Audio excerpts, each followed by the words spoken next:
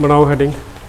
Next तो the most important temperature तुहाडी जे तुसीं अपनी NCERT की किताब नूं चैक करोगे तो उहदे च दो ही मेन फैक्टर्स लिखे हुए हैं। एक पहला पुत्र लाइट लिखा है, दूसरा टैंपरेचर है। लाइट आपां पढ़ लिया, हुण असी दूसरा टैंपरेचर स्टार्ट करना है, दूसरा फैक्टर स्टार्ट करना है, दैट इज़ टैंपरेचर। लाइट नालों भी ज़्यादा इंपॉर्टेंट टैंपरेचर है। ये कुछ 2-3 लॉज आने हैं, तो वो लॉज आपने जरूर पढ़ने हैं पेपर के लिए। वो लॉज जिहड़े ने बहुत इंपॉर्टेंट ने, आप जिन्हों पता होना चाहिए कि वो लॉ की रिप्रजेंट करते हैं। तो पहले लॉ तो जो पहुँचांगे उदों लॉ कर लाँगे। पहले आप अपनी कॉपी के उत्ते बड़ा सारा हैडिंग बनाओ टैंपरेचर। जो टैंपरेचर को डिफाइन करना हो तो how can we define the temperature? Simply degree of hotness और coldness is a temperature.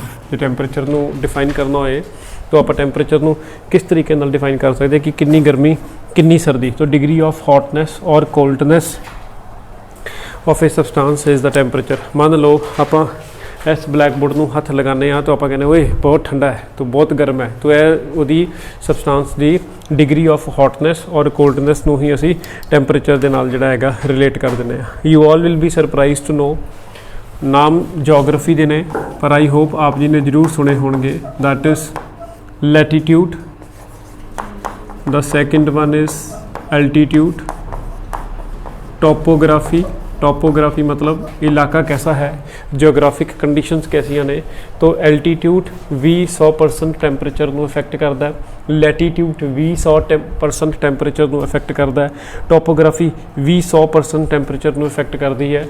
Altitude तो वखरा भी कर दोगे, वखरा भी ठीक है, नाल लिख दोगे तो भी ठीक है। स्लोप ढलान भी, ये सब चीज़ां जिहड़ा हैगा साडे विच किसी भी चीज़ दे साडे एनवायरनमेंट दे टैंपरेचर नूं 100% जिहड़ा हैगा इन्फ्लुएंस करदियां ने, या टैंपरेचर दे उत्ते जिहड़ा हैगा इफेक्ट पाउंदियां ने। एक टर्म लिखना, that term is known as lapse rate, LAPSE, lapse rate. पता होना चाहिए कि लैप्स रेट की चीज़ है। तो टर्म लिखना एक लैप्स रेट। लैप्स रेट असी किस नूं बोलते हैं? Vertical temperature gradient over the earth surface. Vertical temperature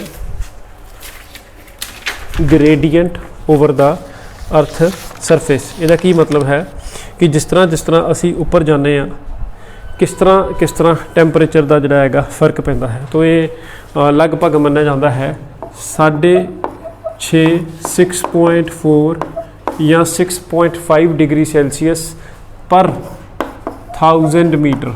1000 metre ऊपर चले जाइए तो 6.5 डिग्री टैंपरेचर का जिहड़ा हैगा फर्क पै जाता है। तो वेख लो एल्टीट्यूड आ गया, लिंक हो गया कि नहीं हो गया। तो एल्टीट्यूड, हाइट, स्लोप, ये सब चीज़ां जिहड़ा हैगा डायरैक्टली या इनडायरैक्टली लिंकड हो जांदियां ने, क्योंकि डायरैक्टली या इनडायरैक्टली ये टैंपरेचर के नाल इफेक्टेड ने। तो आप इस नूं बोलते हैं lapse rate. Lapse rate basically की है? This is vertical temperature gradient over the earth surface. मतलब कि जिन्ना असी जमीन तो उपर जाने, जिन्ना जमीन तो उपर, जिवें तुसीं सपोज करो तुहाडा घर 100 मंजिला है, तो जी 100th फ्लोर है, उस फ्लोर के जिहड़ा हैगा तुहाडी AC की कूलिंग जिहड़ा हैगा घट होनी चाहिए है, धुप ना होवे ते। अदरवाइज जो धुप होगी तो फिर सारा सिस्टम ही जिहड़ा हैगा चेंज हो जाता। तो उसको असीं बोलते हैं लैप्स रेट। तो 6.5 डिग्री का इसनूं जिहड़ा हैगा मन्निया जाता है कि 6.5 डिग्री टैंपरेचर घट जाता है एज वी मूव 1000 मीटर जिहड़ा हैगा उपर। हर 1000 मीटर ऊपर जाने तो बाद 6.5 डिग्री टैंपरेचर घटता जाऊगा। तो this we call it as a lapse rate. ये मेरे ज़्यादा कराने वाली चीज़ नहीं है, आप सब लोग इन्हू चंगी तरह जानते हो। धरती के नक्शे में थोड़ा जिहा अपनी अखां के सामने लियाओ तो आप याद करो उत्थे एक 0 डिग्री के उत्ते एक लाइन बनी होंदी है जिसनूं तुसीं सारे जने इक्वेटर के नाम के नाल जानते हो, है ना। जियोग्राफी तुसीं ये बथेरा पढ़िया। तो जिहड़ा वो सेंट्रल वाली जिहड़ी लाइन बनाउंदे हो जिसनूं तुसीं 0 डिग्री बोल दिंदे हो या जिसनूं तुसीं इक्वेटर बोल दिंदे हो, तो वी ऑल नो दैट कि that is the hottest part of the earth. उत्थे सब तो ज़्यादा जिहड़ा हैगा गर्मी होंदी है। तो फिर जे उसे अपना जियोग्राफी वाले डायग्राम्स वगैरह नूं तुसीं वेखो या अपने दिमाग च लियाओ, तो जे आपां धरती बना रहे हैं तो इत्थे 0 डिग्री के उत्ते असीं इसनूं इक्वेटर कह दिता, तो एक पासे नॉर्थ पोलियां, दूसरे पासे साउथ पोलियां, है ना। आर्टिक रीजन, एंटार्टिक रीजन आप सब जानते हो। तो इसका मतलब ਜਿਹਦੇ ਅਸੀਂ ਇਕੁਏਟਰ ਤੋਂ ਨਾਰਥ ਪੋਲ ਵਾਲੇ ਪਾਸੇ ਜਾਵਾਂਗੇ ਜਾਂ ਇਕੁਏਟਰ ਤੋਂ ਸਾਊਥ ਪੋਲ ਵਾਲੇ ਪਾਸੇ ਜਾਵਾਂਗੇ, ਟੈਂਪਰੇਚਰ ਘਟੇਗਾ ਕਿ ਟੈਂਪਰੇਚਰ ਵਧੇਗਾ? ਟੈਂਪਰੇਚਰ ਘਟੇਗਾ, ਕਿਉਂਕਿ ਇਹਨਾਂ ਜਗ੍ਹਾਵਾਂ ਦੇ ਉੱਤੇ ਬਹੁਤ ਲੋ ਟੈਂਪਰੇਚਰ ਹੁੰਦਾ ਹੈ ਤੇ ਧਰਤੀ ਦੇ ਸੈਂਟਰ ਦੇ ਵਿੱਚ ਬਹੁਤ ਹਾਈ ਟੈਂਪਰੇਚਰ ਹੁੰਦਾ ਹੈ। ਤਾਂ simply as we move from the pole towards the equator temperature increases, ਗਰਮੀ ਜਿਹੜਾ ਹੈਗਾ ਵੱਧਦੀ ਜਾਏਗੀ, ਜਿਸ ਦੇ ਬੇਸਿਸ ਦੇ ਉੱਪਰ ਆਪਨੇ ਜੀਓਗ੍ਰਾਫੀ ਦੇ ਵਿੱਚ ਵੀ ਇਹ ਚੀਜ਼ਾਂ ਪੜ੍ਹੀਆਂ ਹੋਈਆਂ ਨੇ। Tropical region, sub tropical region, temperate region, sub temperate region, Arctic region, Antarctic region, tundra region, ਇਹ ਸਭ ਚੀਜ਼ਾਂ ਟੈਂਪਰੇਚਰ ਦੇ ਨਾਲ ਹੀ ਰਿਲੇਟਿਡ ਨੇ। ਸਾਰੀਆਂ ਦੀਆਂ ਸਾਰੀਆਂ ਚੀਜ਼ਾਂ ਜਿਹੜਾ ਹੈਗਾ ਟੈਂਪਰੇਚਰ ਤੋਂ ਹੀ ਪ੍ਰਭਾਵਿਤ ਨੇ, ਜਾਂ ਕਹਿ ਲਈਏ ਕਿ ਟੈਂਪਰੇਚਰ ਦੇ ਨਾਲ ਹੀ ਰਿਲੇਟਿਡ ਨੇ। ਉਸੇ ਹੀ ਟੈਂਪਰੇਚਰ ਦੇ ਨਾਲ ਹੀ ਰਿਲੇਟਿਡ ਜਿਹੜਾ ਹੈਗਾ ਕੁਛ 2-3 ਟਰਮਸ ਨੇ, ਸ਼ਾਇਦ ਤੁਸੀਂ ਜੀਓਗ੍ਰਾਫੀ 'ਚ ਸੁਣੀਆਂ ਹੋਣ, ਜੇ ਨਹੀਂ ਸੁਣੀਆਂ ਤਾਂ ਆਪ ਹੁਣ ਵੇਖ ਲਓ। ਆਪਨੇ ਸ਼ਾਇਦ ਨਾਮ ਸੁਣਿਆ ਹੋਵੇ ਮੈਗਾਥਰਮਸ। ਮੈਗਾਥਰਮਸ ਜੇ ਨਹੀਂ ਸੁਣਿਆ ਹੋਊਗਾ ਤੇ ਆਹ ਵਰਡ ਤੇ ਜ਼ਰੂਰ ਸੁਣਿਆ ਹੋਊਗਾ, ਮੈਂ ਹੁਣੇ ਵੀ ਥੋੜੀ ਦੇਰ ਪਹਿਲੇ ਬੋਲਿਆ, ਦੈਟ ਇਜ਼ ਟ੍ਰੋਪੀਕਲ। ਮੈਗਾਥਰਮਸ ਉਹ ਇਲਾਕੇ ਹੁੰਦੇ ਨੇ where always a high temperature prevails, ਜਿੱਥੇ ਹਰ ਵੇਲੇ ਜਿਹੜਾ ਹੈਗਾ ਬਹੁਤ ਜ਼ਿਆਦਾ ਹਾਈ ਟੈਂਪਰੇਚਰ ਜਿਹੜਾ ਹੈਗਾ ਰਹਿੰਦਾ ਹੈ। ਤਾਂ ਜਿਸ ਪਰਟੀਕੂਲਰ ਜਗ੍ਹਾ ਦੇ ਉੱਤੇ ਹਾਈ ਟੈਂਪਰੇਚਰ ਰਹੇਗਾ ਉਸ ਇਲਾਕੇ ਨੂੰ ਅਸੀਂ ਕੀ ਬੋਲਦੇ ਹਾਂ? ਮੈਗਾਥਰਮਸ। हाई टेम्परेचर आप ट्रॉपिकल रीजन आप समझ सकते हो कि आ वाला जोड़ा है दिस पर्टिकुलर एरिया इक्वेटर के लागे लागे वाला एरिया जोड़ा है दैट इज़ मैगाथर्म। हर वाले गर्मी बहुत ज़्यादा एक्सट्रीम गर्मी जोड़ा है होंगी है, तो we do call that as a tropical region और मैगाथर्म्स। मैगाथर्म्स तो बाद नैक्सट टर्म आती है मीजोथर्म्स, या आप समझ गए ट्रॉपिकल दे नाल वेखो वर्ड किहड़ा लग गया सब ट्रॉपिकल। ट्रॉपिकल दे नाल वर्ड किहड़ा लग गया सब ट्रॉपिकल। तो मीजोथर्म किहड़ा है where high temperature alternates with the low temperature, जिथे गर्मी भी है जिथे सर्दी भी है। वेयर हाई टेंपरेचर बोलो दीदियो ऑल्टरनेट विद लो टेंपरेचर। तो where high temperature alternates with a low temperature we can also call that as a subtropical reason. अपना इलाका जिथे आप रह रहे हैं जिथे आप पढ़ रहे हैं इसे कैटेगरी ही आ जाता जिसनों असीं जिहड़ा हैगा मीजोथर्म्स बोलते हैं। मीजोथर्म तो बाद एक होर टर्म है दैट इज़ माइक्रोथर्म्स। मीजोथर्म तो बाद एक होर टर्म है दैट इज़ माइक्रोथर्म्स। माइक्रोथर्म्स दा दूसरा इलाका दूसरा नाम that is it is also known as temperate region, and it is the particular region where always prevails low temperature throughout the year। पूरे साल की रहिंदा है ठंड रहिंदी है या गर्मी रहिंदी है कि ठंड रहिंदी है? ठंड रहिंदी है। तो दैट इज़ बेसिकली आ सर्दी वाला इलाका जिसनों असीं जिहड़ा हैगा टैंपरेट रीजन बोल दिंदे हाँ। तो टैंपरेट रीजन किहड़ा इलाका है जिथे low temperature prevails throughout the year. तो लास्ट ते फाइनल जिहड़ा है दैट इज़ हेकिस्टोथर्म्स।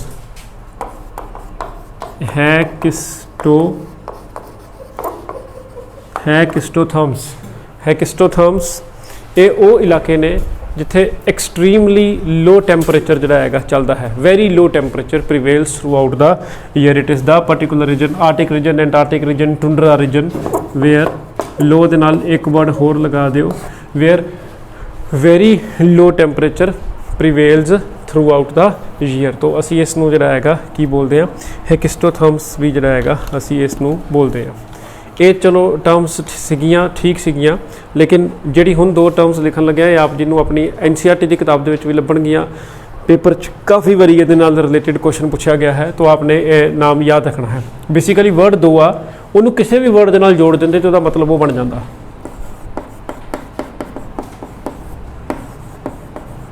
वर्ड आ हैगे दो तो ये नाल कुछ भी जोड़िया जा सकता, कुछ भी जोड़िया जा सकता। मतलब जिवें स्टीनो है तो it can be a stenothermal. तो जो स्टीनोथर्मल हो गया तो फिर obviously it is associated with the temperature. आप समझ सकते हो। यूरी वर्ड के नाल जे मैं वर्ड जोड़ देवां यूरीथर्मल तो ये टैंपरेचर के नाल, थर्मल वर्ड तो आप जानते ही हो टैंपरेचर के नाल एसोसिएटेड है। तो पूरा वर्ड की बन जाता है स्टीनोथर्मल। जे मैं थर्मल के नाल नहीं जोड़ता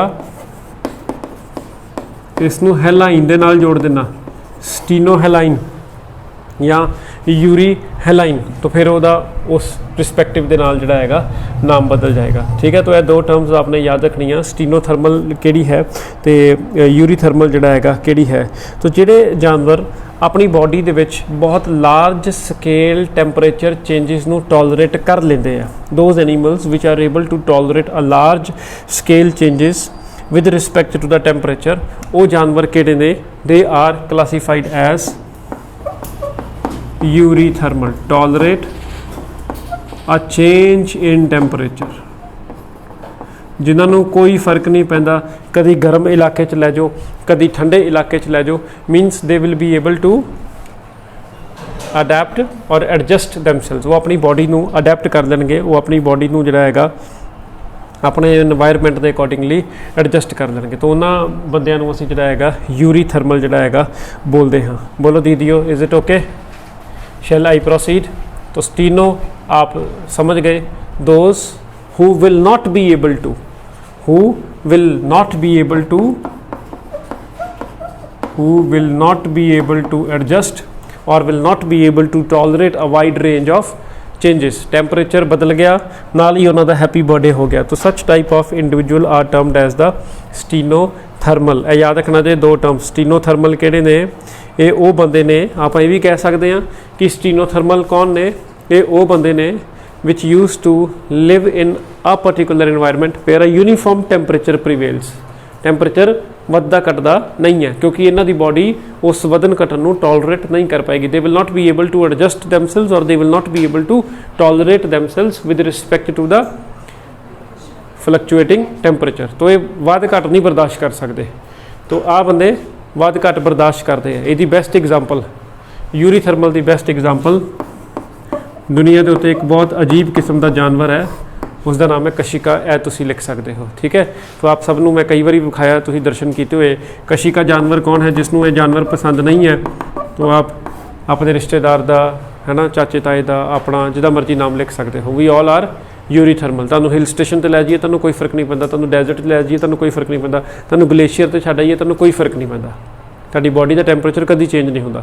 ਬਾਹਰਲੇ ਪਾਸੇ ਭਾਵੇਂ -10 ਹੋਵੇ, -15 ਹੋਵੇ, -20 ਹੋਵੇ, ਤੁਹਾਡੀ ਬੋਡੀ ਦਾ ਟੈਂਪਰੇਚਰ 37 ਵਿਲ 37। ਤੁਹਾਨੂੰ ਇਮੀਡੀਏਟਲੀ ਬਾਏ ਏਅਰ -20 ਤੋਂ ਚੁੱਕ ਕੇ 50 ਡਿਗਰੀ 'ਚ ਰਾਜਸਥਾਨ ਛੱਡ ਆਈਏ, ਡੈਜ਼ਰਟ 'ਚ ਛੱਡ ਆਈਏ, ਕਿਤੇ ਬਹੁਤ ਜ਼ਿਆਦਾ ਗਰਮ ਇਲਾਕੇ ਛੱਡੇ, ਤੁਹਾਡੀ ਬੋਡੀ ਦਾ ਟੈਂਪਰੇਚਰ ਫਿਰ ਵੀ 37 ਡਿਗਰੀ ਹੈ। ਤਾਂ ਇਹਦਾ ਮਤਲਬ your body will be able to tolerate the wide changes in the temperature. तो यू ऑल आर यूरीथर्मल। तो ਇਹਦੇ 'ਚ ਹੋਰ ਜਾਨਵਰ ਦਾ ਨਾਂ ਲਿਖ ਲਓ, ਇਹਦੇ 'ਚ ਜਾਨਵਰ ਦਾ ਨਾਂ ਲਿਖ ਲਓ ਤੁਸੀਂ। ਜਿਹੜੇ ਡਿਸਕਵਰੀ ਵਗੈਰਾ ਵੇਖਦੇ ਆ ਉਹਨਾਂ ਨੇ ਵੇਖਿਆ ਹੀ ਹੋਣਾ, ਕੋਲਡ ਬਲੱਡਡ ਐਨੀਮਲਸ ਦੇ ਉੱਪਰ ਪ੍ਰੋਗਰਾਮ ਆਉਂਦੇ ਆ, ਰਿਪਟਾਈਲਸ ਇਹਦੇ 'ਚ ਆ ਜਾਂਦੇ ਆ, ਐਮਫੀਬੀਅਨਸ ਇਹਦੇ 'ਚ ਆ ਜਾਂਦੇ ਆ।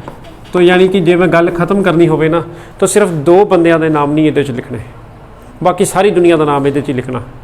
ਦੋ ਬੰਦਿਆਂ ਦੇ ਨਾਮ ਨਹੀਂ ਲਿਖਣੇ। ਉਹ ਦੋ ਬੰਦਿਆਂ ਦੇ ਨਾਮ ਕਿਹੜੇ ਨੇ, एक तो तुहानूं साक्षात दर्शन करा देते, दूसरे घर जाके छत ते चढ़ जिओ तो उत्थे तुहानूं शायद कोई नज़र आ जाए। ठीक है, तो बर्ड्स ते मैमल्स ये दो ऐसे बंदे ने which are able to tolerate a wide range of temperature, यानी कि ये सारे यूरीथर्मल ने। तो स्टीनो बोल दो दीदियो, स्टीनो मतलब फिशेस, एम्फीबियंस, रेप्टाइल्स, सारे ही बंदे जिहड़े थे वो कौन ने, वो स्टीनो ने। They will not be able to tolerate a very wide range of a temperature. बोलो दीदियो, इज़ इट ओके। एक चीज़ होर याद रखना, बड़ी वधिया चीज़ है, तुहाडे वास्ते नॉलेज वाली चीज़ है। पूरी दुनिया दे विच 80% 90% या मैं इत्थों तक कह दियां 92-95% लोग लोग की life 90% 95% life exist in between a temperature range of 0 to 40 degree celsius. This is the optimum range of a temperature where most of the life survives.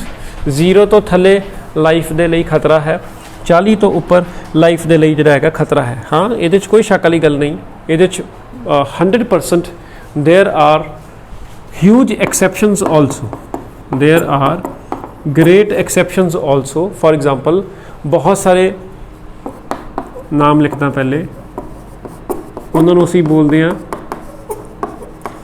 मैं पर्टिकुलरली एक किस्म मैंशन कर दी है, तुसीं ऑर्गेनिज्म भी कह सकते हो। पर्टिकुलरली असीं उन्होंने थर्मोफिलिक ऑर्गेनिजम्स भी कह सकते हैं। बोलो क्लीयर, ਥਰਮੋਫਿਲਿਕ ਬੈਕਟੀਰੀਆ ਵੀ ਲਿਖ ਦਿੱਤਾ।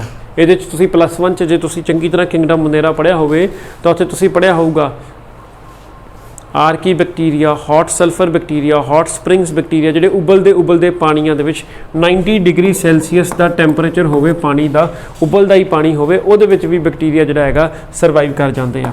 And the same is the case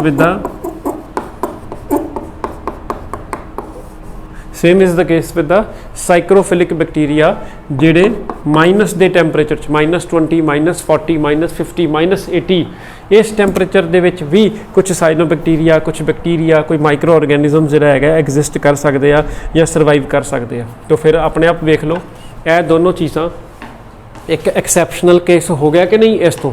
लेकिन 90% 95% life most of the living organisms do survive with in a temperature range of 0 to 40 degree Celsius. 40 तो बाद औखा होना शुरू हो जाता, नैरो रेंज ऑफ टॉलरेंस शुरू हो जाती है, तो एक डेडलाइन जिन्हों आप 50 कह दीए उस तो बाद चो जोड़ा है बंदे का हैप्पी बर्थडे कह लो हो ही जाता। नैक्सट लिखो फैक्टर्स, टैंपरेचर का किस किस तरीके दे नाल जोड़ा है असर पैंदा, how temperature influence the life और how temperature use to affect. सब तो पहला टैंपरेचर दा अफेक्ट मेटाबॉलिज्म पे। तो पहला टैंपरेचर दा इफेक्ट मेटाबॉलिज्म ने, तो आपने याद रखना है increase in the temperature will result into the increase in the metabolism. जे आप थोड़ा जिहा टैंपरेचर इनक्रीज करते हाँ तो it will result into the increase in the metabolism of an organism. But please do remember this very important thing, इत्थे लिखना up to a certain limit. ये कोई डायरैक्टली प्रोपोर्शनल वाला काम नहीं है कि जिन्ना टैंपरेचर वधाई जावांगे उन्ना मेटाबॉलिज्म इनक्रीज होता जाएगा, नहीं, ऐदा नहीं है। जे सपोज करो कोई मेटाबॉलिज्म है तो टैंपरेचर इनक्रीज कराए तो मेटाबॉलिज्म इत्थे तक पहुँच जाएगा। जे आप फिर भी नहीं हटे टैंपरेचर होर इनक्रीज कराए तो मेटाबॉलिज्म इत्थे नहीं जाना, ये खत्म ही हो जाना। क्यों खत्म हो जाना है? क्योंकि up to a certain limit, क्योंकि उस लिमिट तो बाद beyond that particular limit 0 to 40 degree celsius, the reason is same for both the purposes. Beyond that particular limit it will result into the denaturation of all the proteins or all the enzymes present in the body, and we all know that metabolism ਦਾ मतलब ही की है ਇੰਜ਼ਾਈਮਸ ਦੀ help ਦੇ ਨਾਲ reactions ਹੋਣੇ, ਤੇ ਜੇ ਸਾਰੇ ਇੰਜ਼ਾਈਮ ਹੀ ਮਰ ਜਾਣਗੇ, ਇੰਜ਼ਾਈਮ ਹੀ ਸਾਰੇ ਖਰਾਬ ਹੋ ਜਾਣਗੇ, ਤੇ ਫਿਰ ਤੁਸੀਂ ਆਪਣੇ ਆਪ ਵੇਖ ਲਓ ਮੈਟਾਬੋਲਿਜ਼ਮ ਕਿੱਥੋਂ ਚੱਲੇਗਾ। तो मैटाबॉलिज्म थोड़ा जिहा इनक्रीज़ करता है, ये कोई शक वाली गल नहीं कि थोड़ा जिहा टैंपरेचर वधाउण दे नाल, गर्मी होने दे नाल मैटाबॉलिज्म बॉडी का इनक्रीज़ होंदा है, लेकिन up to a certain limit, beyond that limit it will definitely result into a great problem and ultimately तुहानूं दस ही दिता। The same logic applies to the next factor, that is cells, that is cell। normal temperature okay report, लेकिन beyond that temperature it will result into the,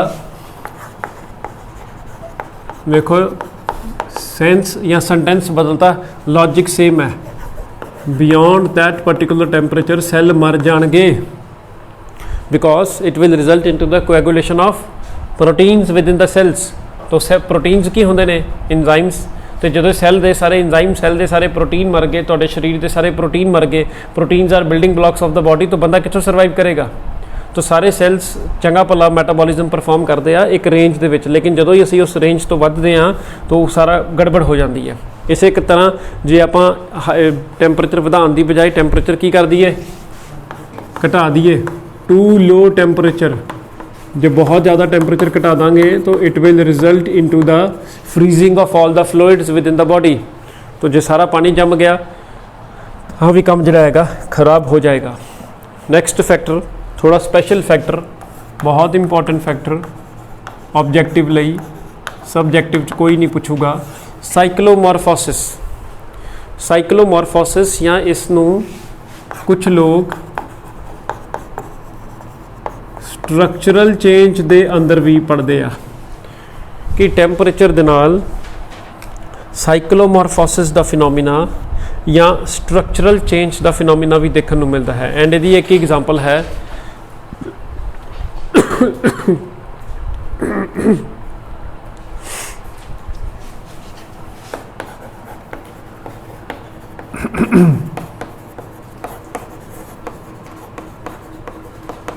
ਇਹ ਫਿਨੋਮੀਨਾ ਤੁਹਾਨੂੰ ਬਾਰ-ਬਾਰ ਕਿਤੇ ਅਲੱਗ-ਅਲੱਗ ਜਾਨਵਰਾਂ ਦੇ ਵਿੱਚ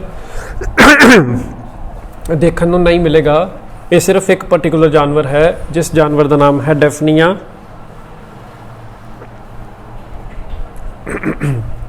या वाटरफली। तो वाटरफली या डेफनिया के अंदर यह चीज़ देखने को मिलती है। पानी की मक्खी आर्थोपोड है, फाइलम आर्थोपोडा को बिलोंग करती है। तुहाडी भाषा दे विच कह दईए तो कीड़ा, उदा क्रस्टेशियन है वाटरफली या डेफनिया। ये अपनी बॉडी दे विच विद रिस्पैक्ट टू टैंपरेचर कुछ चेंजिस डिवेलप करा लेंदी है, ठीक है। तो फिर जे उहदे बॉडी दे विच, उहदे ढांचे दे विच, उहदे स्ट्रक्चर दे विच कोई चेंजिस आ रही तो I can put it into a category of structural change with respect to the temperature. तो या साइक्लोमॉर्फोसिस। साइक्लोमॉर्फोसिस का की मतलब है? मॉर्फोसिस का मतलब है मॉर्फोलॉजी के नाल रिलेटेड, फिजिकल अपीयरेंस के नाल रिलेटेड। तो साइक्लो वर्ड इस करके यूज़ किया गया because it is cyclic in nature. एक साइकिल की तरह, एक रेगुलरिटी, एक रिदमिकली जिहड़ा हैगा इस दे विच सानू वो चीज़ देखने नू मिलती है। वो चीज़ की आ, की देखने नू मिलता सानू? यह जानवर डेफनिया अपने सिर दे उत्ते उस चीज़ को असी बोलते हैं हैड प्रोजैक्शन। ब्रैकेट च लिख लियो, कई लोग इनू हैलमेट बोलते हैं। Helmet HELMET। कुछ जो वाले जानवर वाटरफली और daphnia they use to develop a head projection और हेलमेट इन द या during the, particularly a mention करना ज़रूरी है, इन द या particularly during the spring season. Spring season के अंदर ये जानवर जिहड़ा है अपने अंदर एक खास तरह का जिहड़ा हैगा स्ट्रक्चर डिवेल्प कर लेंदे। सिर के उपर एक टोपी की तरह जिहड़ा हैगा स्ट्रक्चर डिवेल्प कर लेंदे। तो स्प्रिंग सीजन के अंदर यह स्ट्रक्चर डिवेल्प करना स्टार्ट करता है। तो स्प्रिंग दे विच कंटिन्यू रहिंदा है। समर सीजन तक पहुँचते वो पूरी तरह वो वाला स्ट्रक्चर पूरा फुली डिवेल्प हो जाता है। पूरी तरह जिहड़ा हैगा अपना आप जिन्ना मैक्सिमम डिवेल्प करना वो डिवेल्प कर जाता है। फिर गर्मियां तो बाद ऑटम सीजन या सर्दियों के विच जिहड़ा हैगा वो ख़त्म हो जाता है। This head projection use to disappear during the winter season. तो सर्दियों के विच जिहड़ा हैगा वो चीज़ ख़त्म हो जाती है। तो this change in the body with respect to the, this change in the body with respect to the temperature, season, winter, summer। तो winter summer ਦੇ ਵਿੱਚ मेन डिफरेंस आप जानते ही हो कदा होता है। तो दैट इज़ नोन एज साइक्लोमॉर्फोसिस और स्ट्रक्चरल चेंज। अच्छा ये भी दस देवां अपने नॉलेज ਲਈ आप नोट करना कि ये ਜਿਹੜਾ ਹੈਲਮਟ ਜਿਹਾ ਇਹਦੇ ਸਿਰ ਦੇ ਉੱਤੇ ਡਿਵੈਲਪ ਹੋ ਜਾਂਦਾ ਹੈ। ਇਹ ਕਿਉਂ ਡਿਵੈਲਪ ਹੋ ਜਾਂਦਾ? ਇਹਦਾ ਕੀ ਫੰਕਸ਼ਨ ਹੁੰਦਾ? ਥੋੜੀ ਦੇਰ ਲਈ ਟੈਂਪਰੇਰੀ ਡਿਵੈਲਪ ਹੁੰਦਾ ਫਿਰ ਖਤਮ ਹੋ ਜਾਂਦਾ। This is responsible for providing a buoyancy.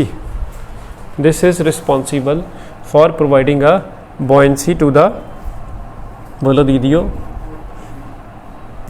buoyancy to the जानवर for flotation। Next लिखो अगला फैक्टर ग्रोथ। ग्रोथ हो गया, सेल हो गया, मेटाबॉलिज्म इनडायरेक्टली आपस में सब कनैक्टेड ने। वामथ, वार्मनैस, गरमैश जिसनों असी पंजाबी च बोल देने। तो जी एक गरमैश है it favours the growth of an organism. It favours the growth of an organism. आप ये चीज़ समझ सकते हो आने वाले टाइम के विच सर्दियाँ ने तो आप ये चीज़ वेख सकते हो। सर्दियों के विच तुहानूं सुबह 6 बजे क्लास लगानी it is little bit very comfortable for you people, है ना। हथ सुन होए होंदे आ, लिखिया नहीं जाता तो मुश्किल हो जाता है। तो इस तरह कोई भी किसी ने कोई भी काम करना हो, तुसीं हुण स्टूडेंट हो तो तुसीं पढ़ाई करनी है। जे कोई लेबर वाला बंदा तो उन्हें लेबर का काम करना, कोई होर कोई काम धंधे वाला बंदा तो उन्हें अपना काम करना। तो यूजली ये कहा जाता पंजाबी दे विच कि दिन खुलेगा तो काम चलेगा, क्योंकि सवेरे सर्दियों या रात को गर्मियों के विच वो टैंपरेचर सानू अलाउ नहीं करता कि असी बहुत परफेक्ट तरीके दे नाल या एफिशिएंट तरीके दे नाल काम कर सकीए।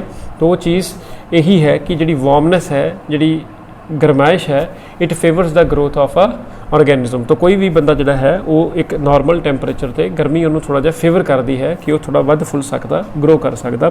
बहुत एक्सट्रीम टैंपरेचर या लो टैंपरेचर जिहड़ा हैगा ग्रो नहीं करता। ਅਸੀਂ ਕੱਲ ਪੜ੍ਹਿਆ ਸੀ, मैं सिर्फ हैडिंग पवा के छड़ देन लग्या, अज नहीं उन्होंने लिखूँगा रिप्रोडक्शन। कल हैडिंग बनाई थी breeding cycle, LDA SDA DNA, याद आया? Long day animals, short day animals, day neutral animal. तो वो सीधा सीधा लाइट के नाल एसोसिएटेड सी। तो जो लाइट के नाल एसोसिएटेड है तो ठंड के नाल एसोसिएटेड नहीं है। गर्मियाँ इज इक्वल टू लंबे दिन, गर्मियाँ टैंपरेचर के नाल एसोसिएटेड हो गया। सर्दियाँ इज इक्वल टू छोटे दिन, सर्दियाँ टैंपरेचर के नाल एसोसिएटेड हो गया। यानी कि टैंपरेचर जिहड़ा है it greatly effect the breeding cycle of जानवर। तो जानवरों के रिप्रोडक्शन या रिप्रोड्यूसिंग कैपेबिलिटी के उत्ते भी जिहड़ा हैगा ये असर पाता है। हुण इंपॉर्टेंट है एक्सक्लूसिवली ऑब्जेक्टिव लई लॉ शुरू हो गया। नैक्सट फैक्टर की है? कलरेशन। ये भी पढ़िया सी लाइट वाले चैप्टर च, पिगमेंटेशन के नाम के नाल पढ़िया सी। बोलो दे दियो, पिगमेंटेशन के नाम के नाल पढ़िया सी, याद है? जिन्ने भी जिहड़े जानवर होणगे, एनीमल्स होणगे, जिहड़े ब्राइट लाइट के उत्ते सन लाइट नूं ज़्यादा एक्सपोज्ड रहणगे, उन्हां दा कलर कैसा होएगा? डार्कर। तो सन लाइट दे नाल फिर मैं ये नहीं लिख सकदा गर्मियाँ favours the darker pigmentation. Sun light च गर्मियाँ ही होनियां, तो धुप्पां कदों लगणगीਆਂ तिखियां? गर्मियां दे विच। तो इसदा मतलब जिहड़ी टैंपरेचर है, जिहड़ी गरमाइश है या जिहड़ी एक्सट्रीम हाई टैंपरेचर जिहड़ा है, बहुत सारे मैमल्स, बहुत सारे इंसैक्ट्स, बहुत सारे जानवर ऐसे ने which have darker pigmentation in warmer environment. And the counteract कर दिओ, the animals living in the cold environment they have a lighter pigmentation. किथे? कोल्ड रीजन दे उत्ते।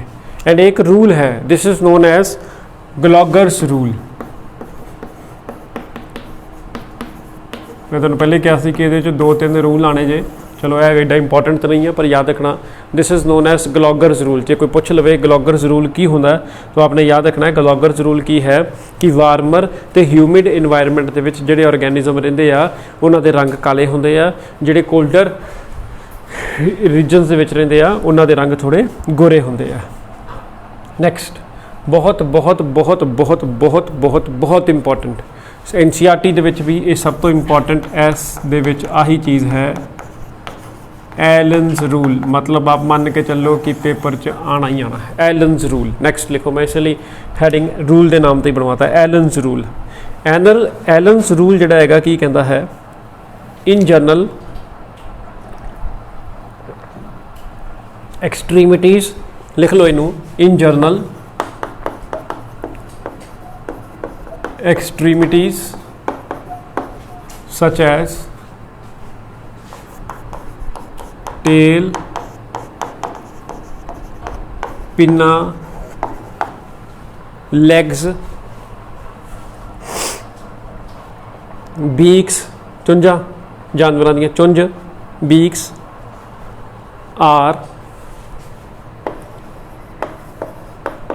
वड्डा वड्डा कैपिटल लैटर लिखना, are shorter in the animals living in cold environment. In general the animals, or in general the extremities like beak, legs, tail, pinna are shorter in the animals living in the colder region as comparatively to the animals living in the warmer region. Same species दे बंदे एक ठंडे इलाके च रहूगा, एक गर्म इलाके च रहूगा, तो जो ठंडे इलाके वाला बंदा होगा उहदियां एक्सट्रीमिटीज़ दा जर्नल भाषा दे विच मतलब हुंदा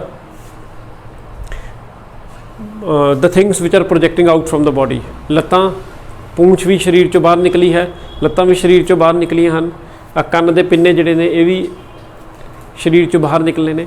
तो इन्हां दा साइज़ यूजुअली छोटा होता है, इन्हां दा साइज़ छोटा होता है एज कंपैरेटिवली टू द जानवर living in the warmer area. So this is known as Allen's rule. आपने ये याद रखना है।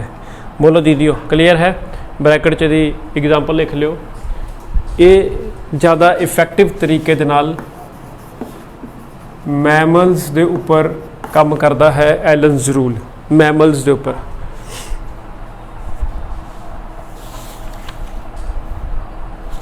कोई आइडिया हो सकता है वाई?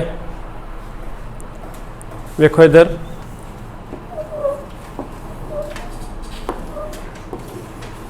सपोज करो आ 2 गावां ने,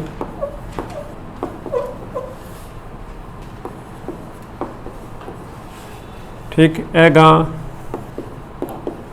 कश्मीर च रहिंदी है, ए गां राजस्थान च रहिंदी है, ठीक है। तो जी आ गां हो ये कन्न इहो जिहे होणगे। ईयर्स लिखा कि नहीं मैं एक्सट्रीमिटीज च? नहीं लिखा तो कर लियो। आ जी गां हो तो आप फर्क वेख सकते हो। Greater will be the surface area, more will be the evaporation. Greater will be the evaporation, more cooling will the गां फील इन द गर्म इलाका। And if this happen in the case of ठंडा इलाका, गां will shiver shiver shiver shivering shivering shivering and will result into the happy birthday. उन्होंने कंबनियाँ आनियाँ शुरू हो जाएगियाँ, फिर तुहानूं जाके उन्होंने कंबल कुंबल पाना पैना, कोई जैकेट जूकट देनी पैनी है। तो this is to minimise the loss of heat. जिन्ना छोटा होगा उन्ना सरफेस एरिया घट जूगा, उन्नी उहदे चों जिहड़ा हैगा पसीना वगैरह जिहड़ा हैगा, हीट भी नहीं लॉस होगी। जिहड़ा ठंड च रहने वाला जानवर आ उन्हें जिहड़ा हैगा अपने अंदर हीट कंजर्व करके रखनी है। दूसरा वड्डा सुपरस्टार पा के नाम लिख लो, एलन्स रूल। तो दूसरा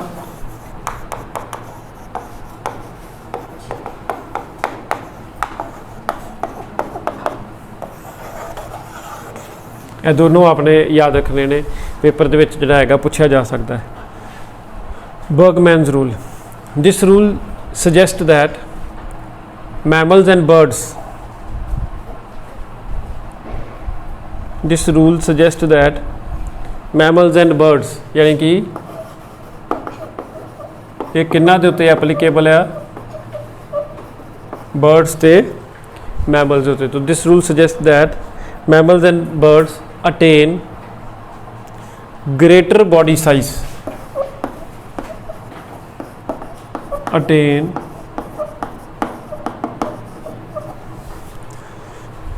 greater body size in colder region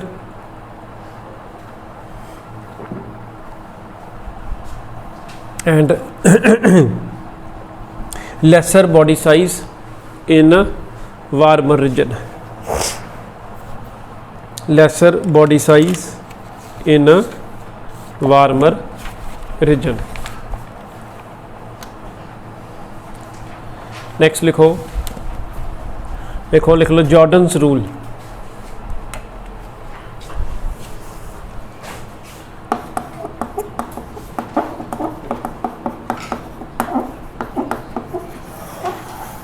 Jordans rule. This rule states that temperature has effect on the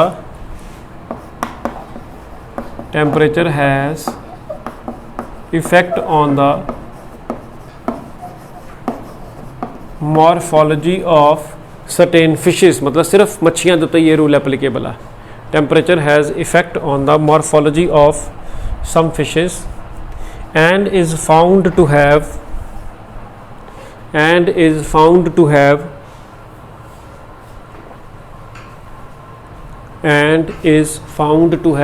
certain association or relationship with number of vertebrae in the backbone, and is found to have certain relationship with the number of vertebra within the backbone. रीढ़ की हड्डी के मनकियां दे नाल वध घट हो जाती है।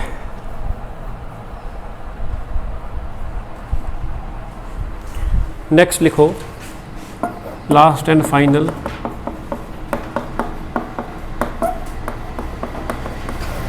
Ranks rule. Ranks rule particularly birds of colder region, this rule states that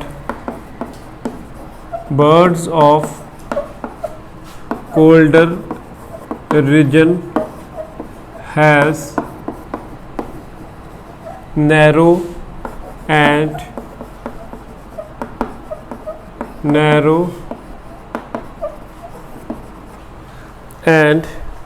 acuminate मतलब होता break acuminate wings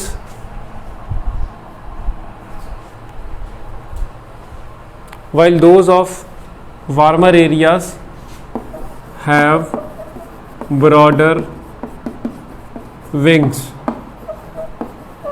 while those of warmer areas has broader चौड़े ਵੱਡੇ wings।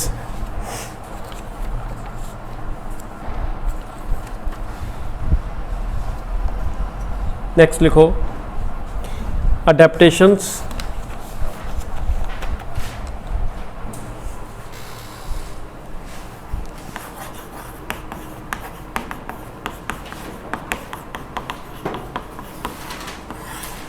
नेक्स्ट हेडिंग बनाओ adaptations with respect to the temperature।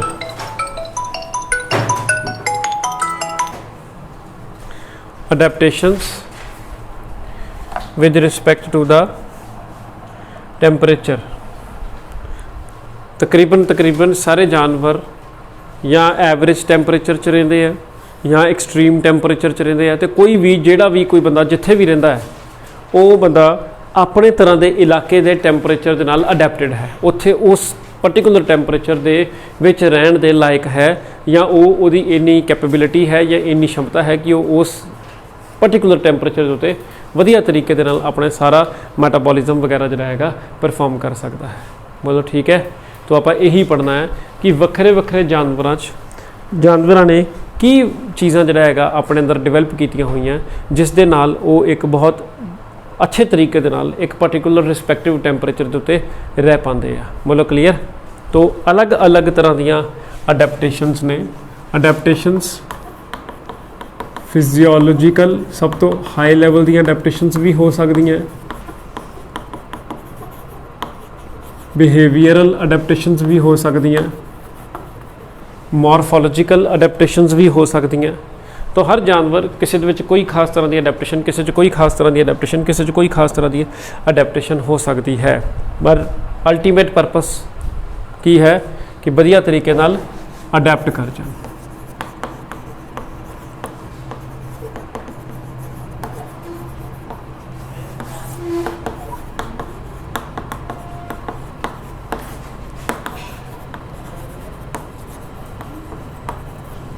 आप देख सकते हो पहला मैं मॉर्फोलॉजिकल अडेप्टेशन लिखिया एंड मॉर्फोलॉजिकल अडेप्टेशन दे विच की लिख देता है बर्ड्स ने अपने उत्ते पंख डिवेलप किए होंगे। बोलो दीदियो इज इट ओके और नॉट। फैदर्स इन बर्ड्स तो जेडे पक्षी आ उन्हां दे विच जेडे पंख प्रेजेंट ने वो पंख जेडे ने बहुत हाई क्लास इंसुलेशन का काम करते हैं, बाहर दी ठंड उन्हां दे अंदर नहीं जाण दिंदे ते शरीर दी गरमैश नूं बाहर भी नहीं आण दिंदे। एक होर फैदर्स दे नाल एक होर नाम लिखना ब्लबर। इहदी एक पर्टिकुलर एग्जांपल है वेलफिश या पोलर बियर। वेलफिश या पोलर बियर। तो वेलफिश या पोलर बियर इन्हां दोनों दे विच सबक्यूटेनियस फैट की मोटी लेयर प्रेजेंट होंदी इन्हां दी जस्ट स्किन के थले, बहुत मोटी लेयर, एंड दैट मोटी layer of subcutaneous fat is known as blubber. And मोटी layer of fat it provides very high class insulation.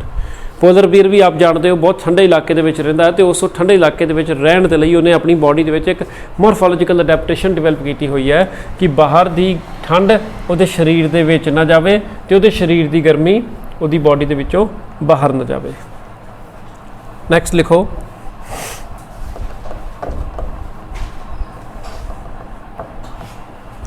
ਇਹ ਵੀ ਦੋ ਟਰਮਸ ਯੂਜ਼ ਕਰ ਲਵਾਂ, ਇਹ ਵੀ ਦੋ ਟਰਮਸ ਯੂਜ਼ ਕਰ ਲੈਂਦੇ ਹਾਂ। ਤੁਹਾਡੀ NCERT ਦੇ ਵਿੱਚ ਕਿਤੇ ਵਰਡ ਯੂਜ਼ ਕੀਤਾ ਹੋਊਗਾ।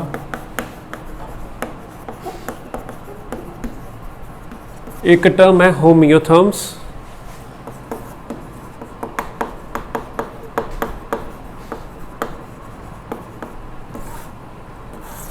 ਤੇ ਦੂਸਰੀ ਟਰਮ ਹੈ ਪੋਇਕਿਲੋਥਰਮਸ। ਇਹਨਾਂ ਨੂੰ ਆਪਾਂ ਹੋਮੀਓਥਰਮਲਸ ਜਾਂ ਪੋਇਕਿਲੋਥਰਮਲਸ ਵੀ ਬੋਲਦੇ ਨੇ। ਸੌਖਾ ਨਾਮ ਲਿਖਦੇ ਹਾਂ, poikilothermals are also known as cold blooded animals. ਹੁਣ ਸਾਰੀਆਂ ਚੀਜ਼ਾਂ ਕਲੀਅਰ ਹੋ ਗਈਆਂ ਹੋਣਗੀਆਂ। ਤੇ ਹੋਮੀਓਥਰਮਸ और also known as warm blooded animals। तो सेम चीज़ वही यूरीथर्मल ते स्टीनोथर्मल।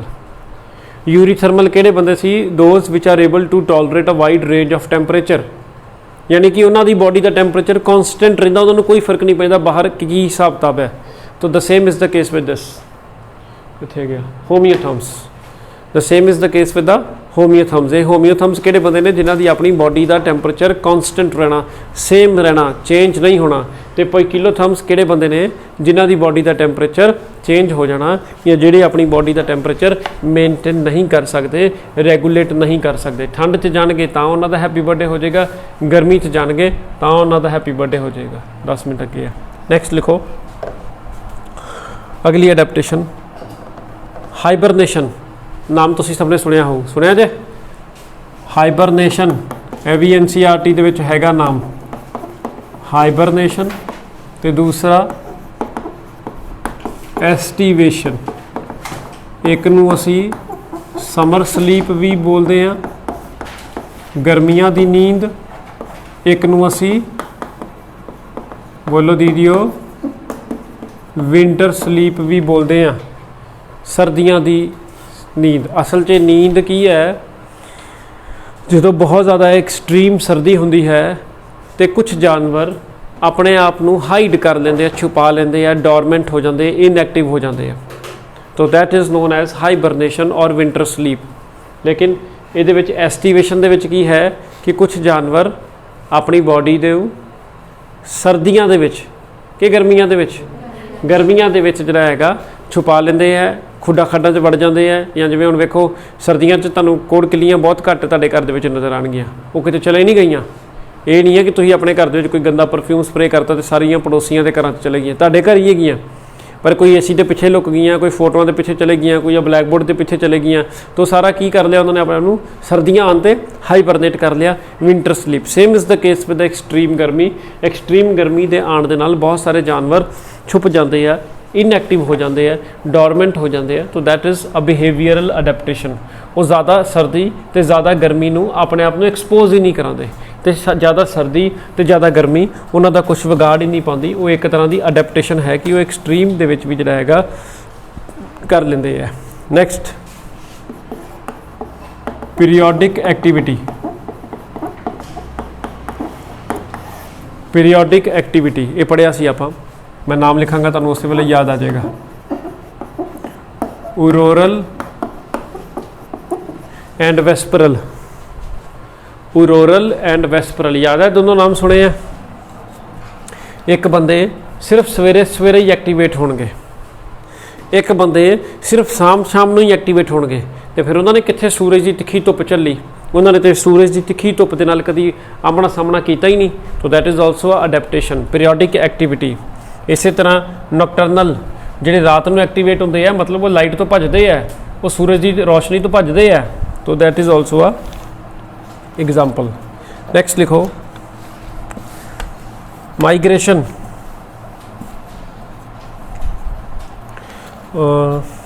चलो माइग्रेशन तो पहले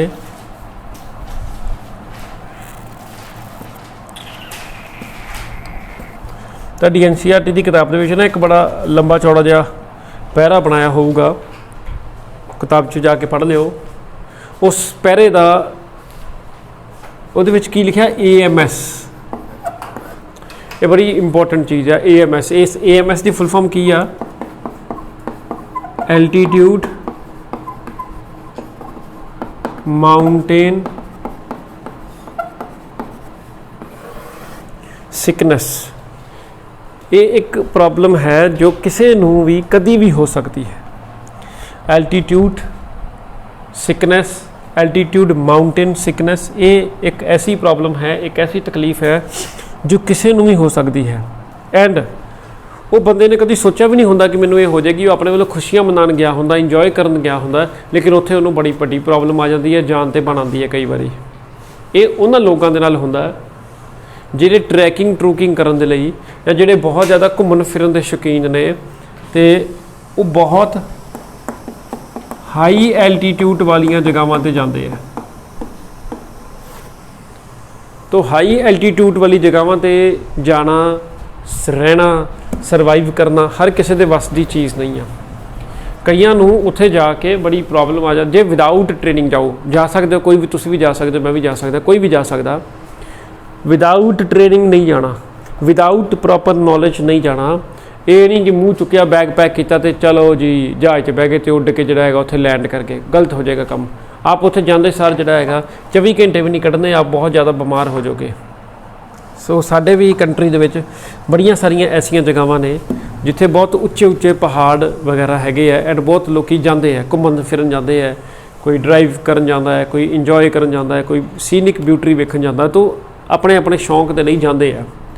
तो जिहड़े ऐसे उच्चे उच्चे इलाके होंदे ना, यूजली उन्हां इलाकिਆਂ ਦੇ ਵਿੱਚ, शायद तुसीं किते जियोग्राफी च पढ़िया होवे, उन्हां नूं पंजाबी च दरे बोलिया जाता, दरे हुंदे आ, ते इंग्लिश च उन्हां नूं माउंटेन पासिस बोलिया जाता। की माउंटेन पासिस की हुंदे ने? ਇਹ जहाज ने पहाड़ ने। तो आ वैली है, आ जी चीज़ होंगी ना वैली है, ठीक है।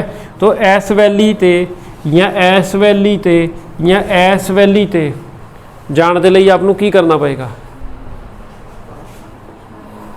चढ़ना पएगा। तो आ जी पहाड़ की चोटी है, जो आप इनू ऐ पास करके जाने, this is passes, they are the mountain passes. तो जो भी आप एक जगह तो दूसरी जगह ते, दूसरी जगह तो तीसरी जगह ते जाना, तो पहाड़ की चोटी नूं लंघ के जाना होंदा। हुण इधरले बंदियां ने सुरंग तो बनाई नहीं, जिहड़े अंदरों अंदर इत्थे चल जाणगे, उन्हां को जाण दा इक्को ही तरीका है। तो आप वेख सकते हो डायग्राम दे विच भी आप जी नूं नज़र आ रहा है कि this is the extreme height of this particular इलाका, and this is the extreme low level of this particular इलाका। बोलो ठीक है। तो हुण जिस तरह आप उपर चढ़ते हैं ना, तो एल्टीट्यूड माउंटेन सिकनेस की होंदा है, हाई एल्टीट्यूड के उत्ते ऑलरेडी ऑक्सीजन की कमी होंदी है। हाई एल्टीट्यूड के उत्ते ऑलरेडी ऑक्सीजन की कमी है। तो तुसी ये वेखो कि एक तो बंदा ऑलरेडी ऐसे इन्वायरमेंट दे विच है जिथे ऑक्सीजन की कमी है ना, तो दूसरी चीज़ वो बहुत ज़्यादा फिजिकल एक्टिविटी कर रहा, जो कि वो ऑक्सीजन की रिक्वायरमेंट बहुत वध गई है।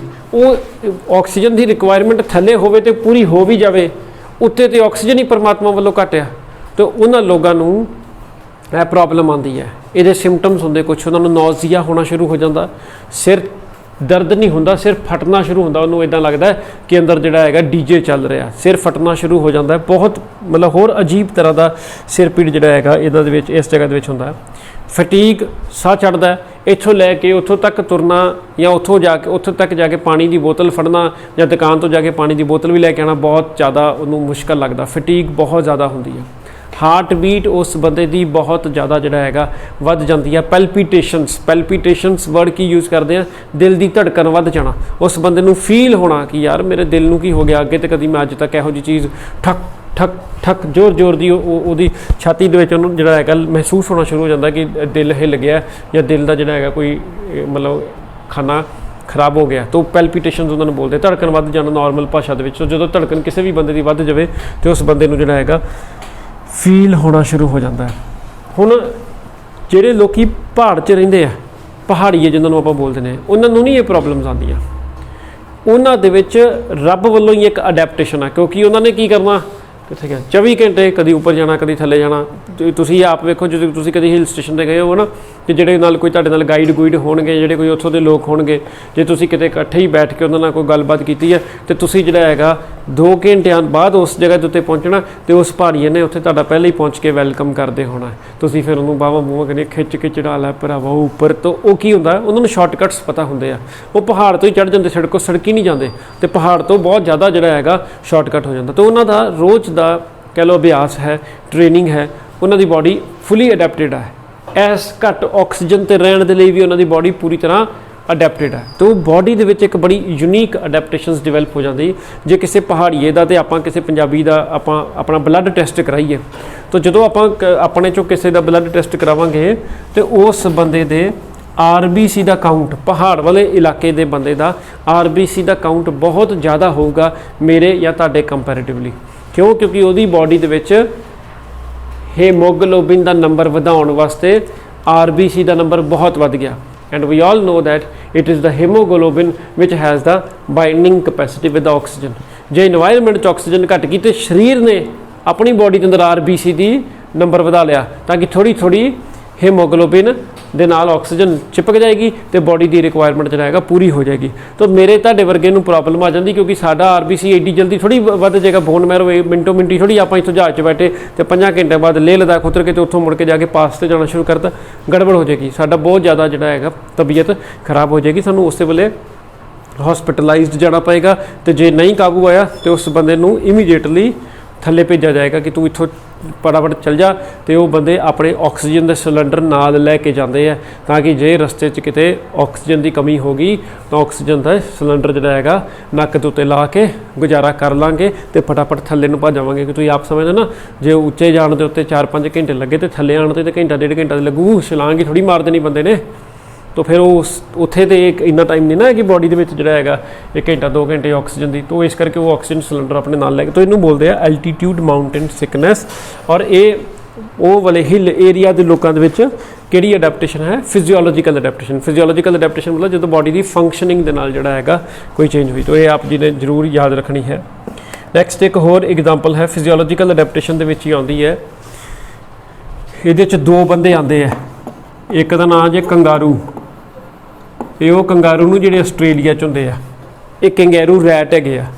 ਤੇ ਦੂਸਰਾ ਬੰਦੇ ਦਾ ਨਾਂ ਜੇ ਇਹ ਤੁਹਾਡੇ ਇੰਡੀਆ ਵਿੱਚ ਵੀ ਹੁੰਦੇ ਆ ਤੇ ਉਹਨਾਂ ਦਾ ਨਾਮ ਹੁੰਦਾ ਕਮੀਲ। ਇਹਨਾਂ ਨੂੰ ਕਈ ਲੋਕੀ ਕੈਮਲ ਵੀ ਬੋਲਦੇ ਆ। ਤਾਂ ਇਹ ਜਿਹੜੇ ਬੰਦੇ ਨੇ, you all people know that camel is known as the helicopter of desert ਕਿ bicycle of desert, ship of desert.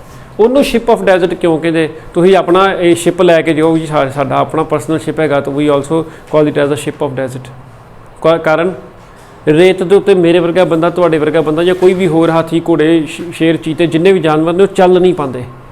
ਕਿਉਂ ਨਹੀਂ ਚੱਲ ਪਾਉਂਦੇ? ਕਿਉਂਕਿ ਸਾਡਾ ਪੈਰ ਰੇਤ ਦੇ ਵਿੱਚ ਖੁੱਭ ਜਾਂਦਾ ਤੇ ਸਾਡੀ ਉਹ ਉਸ ਪੈਰ ਨੂੰ ਕੱਢਣਾ ਤੇ ਉਸ ਪੈਰ ਨੂੰ ਬੈਲੈਂਸ ਕਰਨ ਦੇ ਵਿੱਚ ਹੀ ਸਾਰੀ એનર્ਜੀ ਲੱਗ ਜਾਂਦੀ ਹੈ।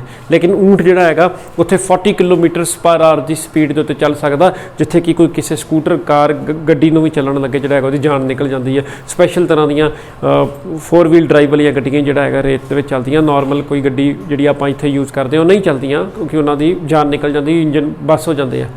ਤੋ ਰੇਤ ਉਹਦੇ ਪੈਰਾਂ ਦੇ ਵਿੱਚ ਗੱਦੇ ਲੱਗੇ ਵੱਡੇ ਵੱਡੇ ਊਂਠ ਦੇ, ਜਿਹਦੇ ਕਰਕੇ ਜਿਹੜਾ ਹੈਗਾ ਉਹ ਆਰਾਮ ਨਾਲ ਪੈਰ ਰੱਖਦਾ।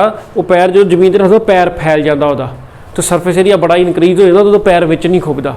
ਸਾਡਾ ਪੈਰ ਰੇਤ ਦੇ ਵਿੱਚ ਖੁੱਬ ਜਾਂਦਾ, ਜਿਸ ਦੇ ਕਰਕੇ ਅਸੀਂ ਉੱਥੇ ਚੱਲ ਨਹੀਂ ਸਕਦੇ।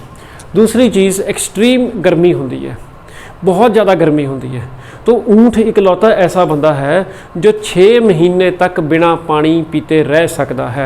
जिथे किते इनू मौका मिल जाए, कोई टोया टिब्बा, कोई इनू पानी का सोर्स मिल जाए, 40-50 लीटर इकट्ठा ही पानी पी के अपने अंदर जिहड़ा हैगा स्टोर कर लेंदा है। फिर कैमल के अंदर एक हंप हुंदा, आप जानते हो ना, वो ऐ करके हंप, जब उस हंप दे विच ग्लाइकोजन स्टोर होंदा, जिसनूं लोड पैण ते वो ब्रेक डाउन कर करके उहदे चों पानी वरत लैंदा है। फिर जदों भी ऊँट कदी रेत के उत्ते बैठेगा या राजस्थान के उत्ते कदी बैठा ऊँट वेखोगे तो तुसीं वेखिओ कदी भी अपनी लत्तां लुत्तां खिलार के नहीं बहिंदा। जिवें तुसीं हुण मंजे के उत्ते जे सपोज करो बहना है तो तुसीं पहले ध्यान रखना कि अच्छा ये मैं इन्नी क जगह मान लवां कि कोई होर बैड के उत्ते ना बैठ सके। एक लत्त इधर रख लेनी, बांह जिस तक जाती हो तो ठीक है, नाल सराहना भी रख लेना कि जिथे तक मेरे सराहने उत्थे तक मेरी टैरीटरी है।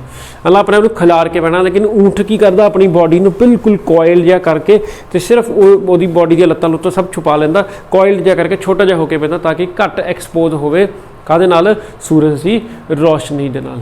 तो ਉਹਦੀ ਬੋਡੀ ਦੇ ਅੰਦਰ ਕੁਝ ਸਪੈਸ਼ਲ ਅਡੈਪਟੇਸ਼ਨਸ ਨੇ ਜਿਨ੍ਹਾਂ ਦੇ ਕਰਕੇ ਉਹ ਜਿਹੜਾ ਹੈਗਾ ਕੰਗੈਰੂ ਰੈਟ ਤੇ ਕੈਮਲ ਉਸ ਬੋਡੀ ਦੇ ਅੰਦਰ ਸਪੈਸ਼ਲ ਅਡੈਪਟੇਸ਼ਨਸ ਨੇ।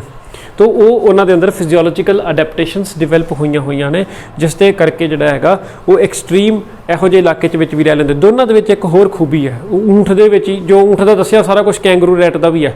ऊँट दे विच एक होर खूबी है लोड पैन ते ये अपना सुसू रोक लेंदा। लोड पैन ते ये अपना नॉर्मल केसिस दे विच ये अपने सुसू नूं बहुत कंसनट्रेट कर लेंदा तो फिर होर लोड पै जावे तो सुसू नूं सैमी सॉलिड कर दिंदा। ਆਪਾਂ लोग जो सुसू पास करते हैं तो लिक्विड यानी कि सानू सुसू पास करने लिए बहुत सारे पानी की इनटेक चाहिए है फिर ही लिक्विड सुसू बाहर निकलेगा ना।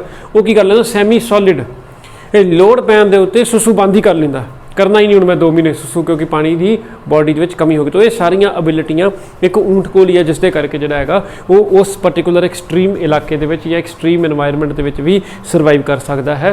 तुसी या मैं या कोई भी होर जानवर की बॉडी की फिजियोलॉजी ये सब चीज़ां करन दे विच अलाउ नहीं करदियां। बोलो ठीक है। चल पावां आगे। नैक्सट लिखो फिजियोलॉजिकल अडैप्टेशनस तो बाद ये प्लांटां की फिजियोलॉजिकल अडैप्टेशन है। प्लांटां की किहड़ी पर्टिकुलरली जीरोफाइट्स ये मैं नहीं करा रहा ये तुसीं छड्ड दिओ अगे कराऊँगा मैं। प्लांटां की पर्टिकुलर अडैप्टेशन अगे कराऊँगा। नैक्सट लिखो आ तुहाडा टैंपरेचर मुक गया।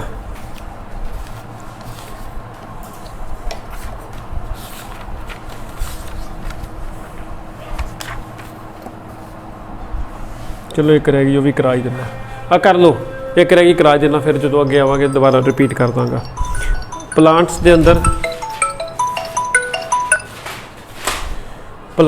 अंदर जीरोफाइट्स के अंदर जीरोफाइट वो बूटे आ जिहड़े एक्सट्रीम मतलब जिहड़ा हैगा गर्मी च ग्रो करते हैं। इन्हां प्लांटां विच ना जीरोफाइट दी बड़ियां क्लासीफिकेशन ने गल करन लगे पर ट्रू जीरोफाइट्स की इन्हां दे अंदर HSP हुंदियां।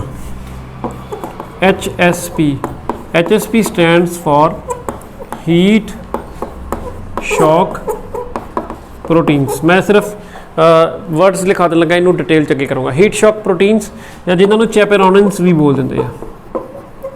यह प्लांटां दे अंदर एक खास तरह दियां अडैप्टेशनस खास तरह दियां प्रोटीन्स ने जो कि एक्सट्रीम टैंपरेचर दे विच भी डी नेचर नहीं होंदियां। हीट शॉक प्रोटीन्स या चैपेरोनिन्स जो कि एक्सट्रीम टैंपरेचर के उत्ते भी खराब नहीं होंदियां तो plant will be able to perform its normal functions. Next लिखो टैंपरेचर तो बाद अगला फैक्टर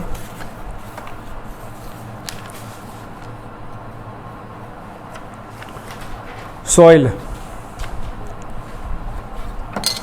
टैंपरेचर तो बाद एक अगला फैक्टर लिखो सॉइल। अच्छा एक अगले फैक्टर तो पहले जी मैं चीज़ कराई है ना वो NCERT के किसी को हैगी बुक NCERT की इस वेले दिखाओ। चल रेगूलेट कर लेंदे ने कन्फर्मर्स कौन बंदे ने जिहड़े अपनी बॉडी का टैंपरेचर रेगूलेट नहीं करते जिन्होंने कोई किलो थर्मल तो किताब दे विच वेख के पेज हैरान परेशान नहीं होना कि ये सर ने सानू कराई नहीं। सेम चीज़ है जो कराया सेम सिर्फ टर्म रेगूलेटर रेगूलेट कर लेंदे। कन्फर्मर्स जिहड़े अपनी बॉडी के टैंपरेचर नू रेगूलेट नहीं कर पाते इस करके उस चीज़ नू वेख के जिहड़ा हैगा परेशान ना होना। नैक्सट लिखो सॉइल। अगला फैक्टर सॉइल तो ये आप फिर नैक्सट क्लास च पढ़ांगे। हुण चलते हैं अपने अपने घर।